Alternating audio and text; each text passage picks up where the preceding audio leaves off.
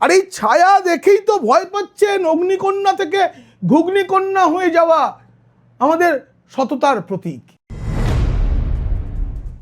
সবশেষে মাথার কথা বলি, ভবানীপুর মুসলিমরা বুঝে গেছেন তৃণমূল গেছে, তৃণমূলকে বাঁচানো যাবে না, তাই চরুঠা মেয়ের পর তাদের মাননীয়া প্রাক্তনা হয়ে যাবেন।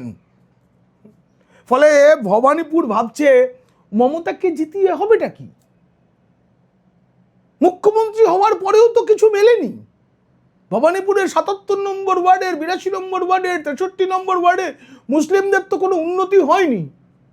তাহলে মমতা বন্দ্যোপাধ্যায় যদি বিরোধী দলনেত্রী হন তাহলে আর কি পাওয়া যাবে তার থেকে?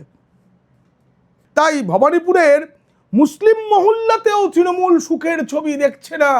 সর্বত্র শুভেন্দুর ছায়া।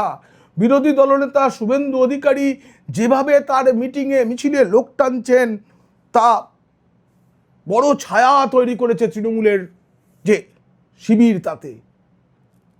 আর এই ছায়া দেখেই তো ভয় পাচ্ছেন অগ্নিকন্যা থেকে ঘুগ্নিকন্যা হয়ে যাওয়া আমাদের সততার প্রতীক।